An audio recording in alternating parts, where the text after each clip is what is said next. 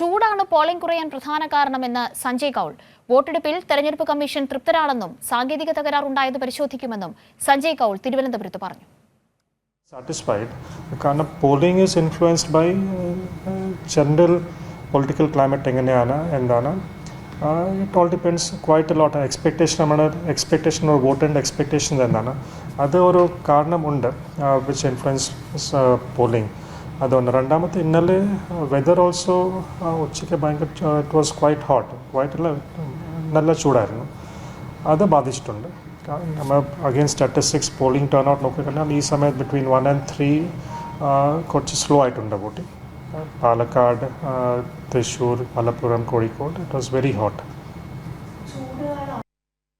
ഷീജ കൂടുതൽ വിവരങ്ങളുമായി ചേരുന്നുണ്ട്. ഷീജ, പലയിടത്തും നീണ്ട ക്യൂ അർദ്ധരാത്രി വരെ ഉണ്ടായി എന്ന നിലയ്ക്കുള്ള പരാതികൾ അടക്കമുള്ള കാര്യങ്ങളിൽ ഇപ്പോൾ മുഖ്യ തെരഞ്ഞെടുപ്പ് ഓഫീസർ ഒരു മറുപടി പറഞ്ഞിട്ടുണ്ട്. പ്രത്യേകിച്ച് ചിലയിടങ്ങളിൽ മാത്രമാണ് ആ നിലയ്ക്കുള്ള ഒരു സാഹചര്യം ഉണ്ടായത്. വൈകിട്ട് 6 മണി വരെ 6 മണിയോടുകൂടി 99% പോളിംഗും പൂർത്തിയായി കഴിഞ്ഞിരുന്നു എന്ന നിലയ്ക്കും അദ്ദേഹത്തിന്റെ പ്രതികരണമുണ്ട്. മറ്റെന്തൊക്കെ പ്രധാനപ്പെട്ട കാര്യങ്ങൾ? തീർച്ചയായും കാവ്യ, ഏതായാലും സംസ്ഥാനത്തെ പോളിംഗ് ശതമാനത്തിന്റെ ഒരു അന്തിമ ചിത്രം ഇപ്പോഴും ലഭ്യമല്ല.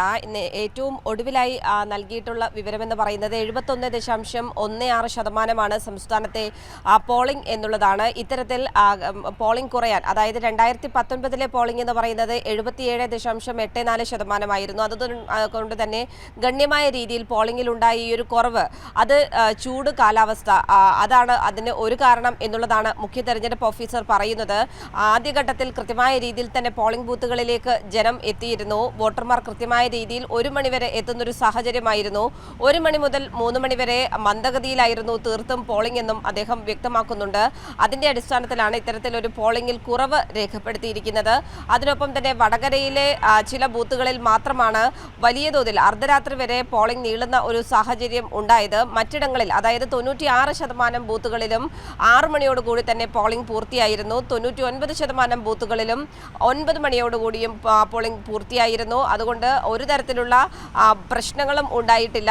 ഈ പോളിംഗിൽ ഉണ്ടായിട്ടുള്ള ഒരു താമസം മാത്രമാണ്, അത് ജനം എത്താൻ, വോട്ടർമാർ പോളിംഗ് ബൂത്തുകളിലേക്ക് എത്താൻ വൈകിയത് കാരണമാണ് അത്തരത്തിലൊരു നീണ്ടുപോകുന്ന സാഹചര്യം ഉണ്ടായത് എന്നുള്ള കാര്യവുമാണ് മുഖ്യ തെരഞ്ഞെടുപ്പ് ഓഫീസർ ഇപ്പോൾ വ്യക്തമാക്കുന്നത്. ഏതായാലും ഈ നിലവിൽ വന്നിട്ടുള്ള കണക്ക് പ്രകാരം വടകരയിലാണ് ഏറ്റവും ഉയർന്ന പോളിംഗ് രേഖപ്പെടുത്തിയിരിക്കുന്നത്, 78.08%. ഏറ്റവും കുറവ് രേഖപ്പെടുത്തിയിരിക്കുന്നത് പത്തനംതിട്ട മണ്ഡലത്തിലാണ്, 63.35%.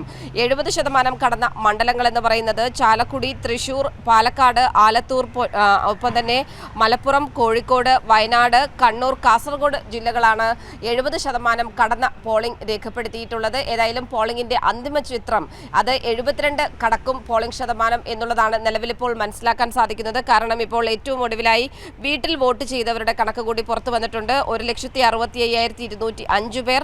ഒപ്പം തന്നെ പോസ്റ്റൽ ബാലറ്റ് ചെയ്തവരുടെ എണ്ണം 39,111 പേർ. അപ്പോൾ ഇതിന്റെ കൂടി ജില്ല തിരിച്ചുള്ള, അതായത് മണ്ഡലം തിരിച്ചുള്ള കണക്കുകൾ കൂടി വരുമ്പോൾ അന്തിമ പോളിംഗ് ചിത്രം വ്യക്തമാകുന്നതായിരിക്കും. അത് 72ലേക്ക് എത്താനുള്ളൊരു സാധ്യതയാണ് നിലവിലിപ്പോൾ നിലനിൽക്കുന്നത്. കാവ്യ. ശരി, ശ്രീജിയാണ് തിരുവനന്തപുരത്തു നിന്നും സമഗ്ര വിവരങ്ങൾ നൽകിയത്.